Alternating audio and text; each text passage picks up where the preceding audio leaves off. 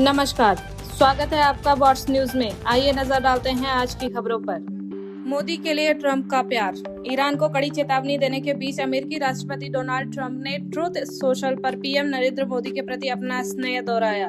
अमेरिकी दूत सर्जियो गौर की पोस्ट शेयर करते हुए ट्रंप ने कहा, मैं पीएम मोदी से प्यार करता हूं। भारत के साथ हमारे संबंध इतने करीबी कभी नहीं रहे। यह संदेश नई दिल्ली के भारत मंडपम में अमेरिका की 250वीं वर्षगांठ समारोह के दौरान दिया गया, जहां विदेश मंत्री जयशंकर और मार्को रूबियो भी उपस्थित थे।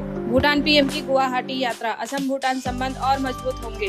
असम के मुख्यमंत्री हिमंता बिस्वा शर्मा ने भूटान के प्रधानमंत्री शेरिंग तोब्गे की गुवाहाटी यात्रा के लिए उनका आभार व्यक्त किया और पीएम मोदी के मार्गदर्शन में असम भूटान संबंधों को और प्रगाढ़ बनाने का संकल्प जताया। तोब्गे ने राज्यपाल लक्ष्मण प्रसाद आचार्य और सीएम शर्मा से मुलाकात कर द्विपक्षीय संबंधों को मजबूत करने की प्रतिबद्धता दोहराई। कैबिनेट मंत्री अतुल बोरा ने राज्य अतिथिशाला कोइनाधारा में भूटानी पीएम का औपचारिक स्वागत किया। दोनों देशों के बीच सांस्कृतिक, आर्थिक और क्षेत्रीय सहयोग बढ़ाने पर जोर दिया गया। सीएनजी 2 रुपए महंगी। कांग्रेस ने पीएम मोदी को बताया महंगाई मैन। दिल्ली में मंगलवार को सीएनजी की कीमत 2 रुपए प्रति किलो बढ़ाकर 83.09 कर दी गई, जो 12 दिनों में चौथी बढ़ोतरी है। 15 और 16 मई को 2-2 रुपए और 18 व 23 मई को 1-1 रुपए की वृद्धि के साथ कुल 6 रुपए की बढ़ोतरी हो चुकी है। कांग्रेस ने पीएम मोदी को महंगाई मैन करार देते हुए आरोप लगाया कि वे अपने अमीर दोस्तों के लिए जनता को लूट रहे हैं। पेट्रोल डीजल की कीमतें भी 2 सप्ताह में चौथी बार बढ़ाई गई है। मोदी जाने वाले हैं। राहुल गांधी के बयान से सियासत में भूचाल। बीजेपी बोली, 100 राहुल भी सरकार नहीं हिला सकते। कांग्रेस नेता और लोकसभा में नेता विपक्ष राहुल गांधी के नरेंद्र मोदी की प्रधानमंत्री पद से विदाई को लेकर किए गए दावों पर बवाल मचा हुआ है। बीजेपी ने भी इस मुद्दे पर प्रेस कॉन्फ्रेंस की और कहा कि सरकार अंगद के पैर की तरह स्थिर है और 100 राहुल गांधी भी इसे हिला नहीं सकते। विवाद के बीच राहुल गांधी ने एक बार फिर अपनी बात दोहराई। उन्होंने कहा कि मोदी जाने वाले हैं। इतना ही नहीं, कांग्रेस नेता ने कहा कि अगर 80 और 90 के दशक में अगर दलितों पर ध्यान दिया जाता तो क्षेत्रीय दल नहीं होते। दिल्ली में कांग्रेस के अनुसूचित जाति विभाग की बड़ी रणनीतिक बैठक हुई। ये बैठक कांग्रेस अनुसूचित जाति विभाग के राष्ट्रीय अध्यक्ष राजेंद्र पाल गौतम ने बुलाई थी। इसमें राहुल गांधी मुख्य रूप से शामिल हुए। सूत्रों के मुताबिक मीटिंग में राहुल गांधी ने कहा कि अगर कांग्रेस ने 1980 और 1990 के दशक में अनुसूचित जाति समुदाय को मजबूती से फोकस किया होता तो क्षेत्रीय दल राजनीतिक रूप से मजबूत नहीं हो पाती। मंगलवार 26 मई दिल्ली में क्वाड की बड़ी बैठक।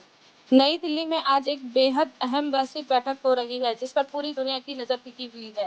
मंगलवार 26 मई को क्वाड देशों के विदेश मंत्रियों की बैठक में कई बड़े अंतर्राष्ट्रीय मुद्दों पर चर्चा होने वाली है।